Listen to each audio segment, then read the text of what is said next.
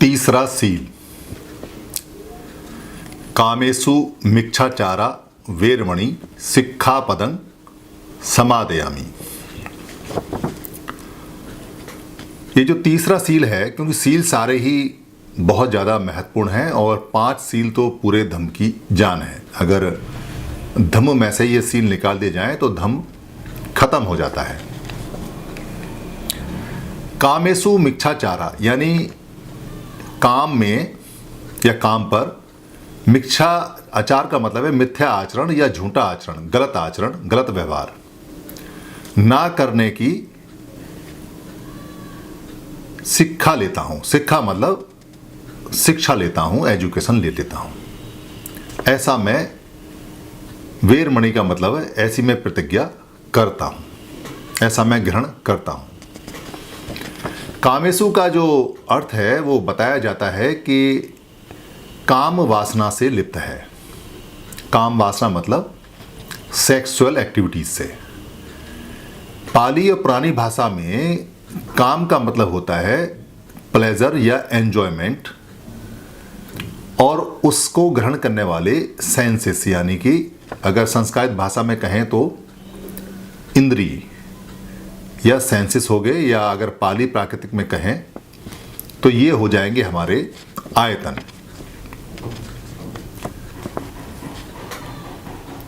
पांच तरह के आयतन यानी 5 आयतन या षडायतन जिनको बोलते हैं, जिसमें 6 आयतन हो जाते हैं।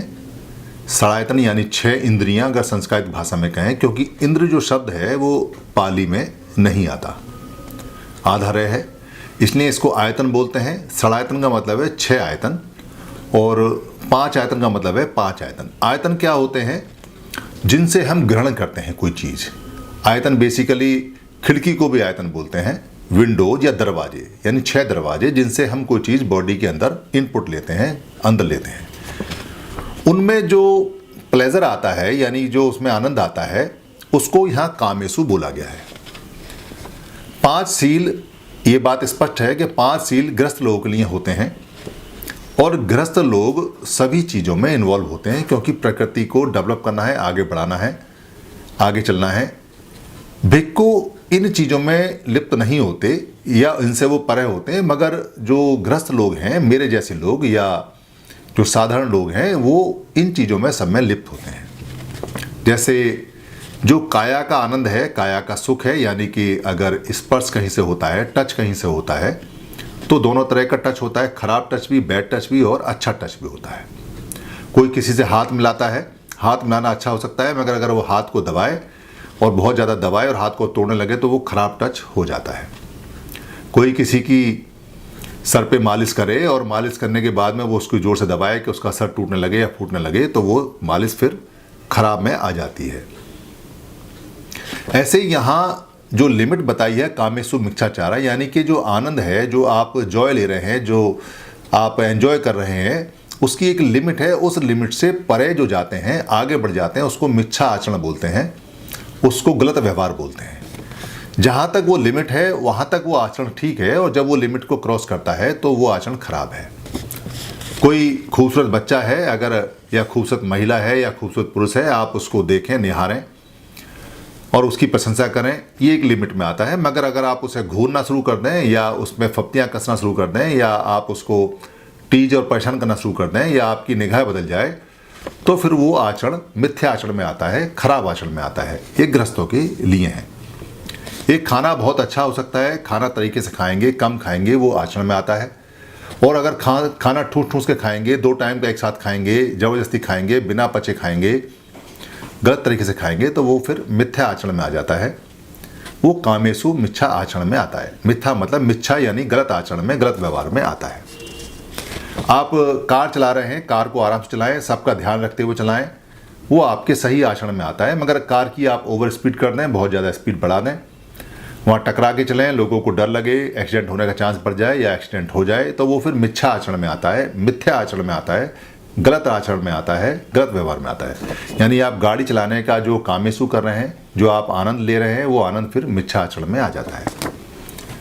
आप कहीं काम पर हैं, कहीं आप जैसे दुकान पर हैं, दुकान पर बैठे हुए हैं और दुकान पर बैठ के आपने किसी से 100 रुपये लिए और 100 रुपये की जगह आपने उसे 80 रुपये का सामान कम करके तोल दिया, तो ये आपका मिथ्या आचरण में आ जाता है। ये आचरण कामेषु मिथ्याचरण में है, क्योंकि आप अपने लालच की जो इंद्री है उसको, जो लालच का आयतन है उसको आप बढ़ा रहे हैं। इसलिए स्पष्ट इस सील में हजारों बातें हो सकती है, काम की बातें, या कोई देश का अगर कोई चलाने वाला है, किसी भी देश का है, और वो अपने को सेटिस्फाई करने के लिए देश का नुकसान करता है, तो वो उसके मिथ्या आचरण में आ जाता है। या कोई अफसर है और वो अफसर नियम से काम ना करके अपने पर्सनल फायदे के लिए कोई काम करे या पर्सनल किसी का नुकसान करना शुरू करे, तो वो मिथ्या आचरण में आ जाता है। जब तक वो नियम के अनुसार देश के हित में काम करेगा, वो उसके सही आचरण में आता है। तो कामेषु मिथ्याचारा आचरण 24 घंटे पूरी दुनिया में चलता रहता है। इससे बचने के लिए उन्होंने स्पष्ट कहा है कि इससे कैसे बचा जाए। यानी कामेषु मिथ्याचार यानी ऐसा आचरण जो नियम के अनुसार है और जो किसी को परेशान नहीं करता, देश दुनिया लोगों के फायदे के लिए होता है और उस लिमिट में रहता है, ऐसा मैं करूँगा और इससे परे ना करने का मैं व्रत करता हूँ। यानी कि इससे ज़्यादा जो नुकसान पहुँचाएगा उसको मैं नहीं करूँगा। मिथ्या आचरण यानी मिथ्या आचरण या गलत व्यवहार पूरी जिंदगी 24 घंटे, जब से बच्चा पैदा होता है और जब से मरता है, तब से लगातार उसको ध्यान रखना होता है। 24 घंटे की ये ड्यूटी है, 24 घंटे इससे व्रत रहना होता है, यानी इससे परे रहना होता है। कैसे रहेगा? जब भी वो कोई काम करे, इस बात को देखे कि इस काम को करने से क्या मेरा मन इसको कहता है कि ये काम ठीक है, और अगर मेरा मन इसको ये कहता है कि ये काम ठीक है, तो क्या मेरे परिवार और मेरे आस पड़ोस मोहल्ले के लिए ये काम ठीक है, और अगर मेरे मोहल्ले और मेरे आसपास के लिए ये काम ठीक है, तो क्या पूरे गांव के लिए और पूरे शहर के लिए ये काम ठीक है, और अगर मेरे शहर और गांव के लिए ये काम ठीक है, तो क्या पूरी दुनिया के लिए ये काम ठीक है, देश के लिए ये काम ठीक है। अगर वो मन ये कहता है कि ये काम सबके लिए ठीक है, तो वो फिर सही आचरण में आता है, मिथ्या आचरण में नहीं आता, मिथ्या आचरण में नहीं आता। ये इसका टेस्ट और इसका चेक होता है कि कैसे आप ये जज करेंगे कि कोई काम मिथ्या आचरण में आता है या नहीं आता है।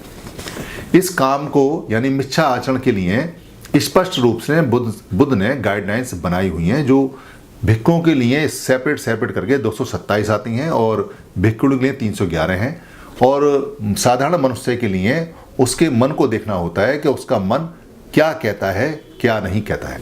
मिथ्या आचरण सबसे पहले मन में आता है, यानी कि जब भी कोई आप काम करेंगे वो गलत है या सही है, यानी मिथ्या है, मिथ्या है, गलत है या वो सही है, ये काम सबसे पहले मन में आता है, मन इसको बता देता है।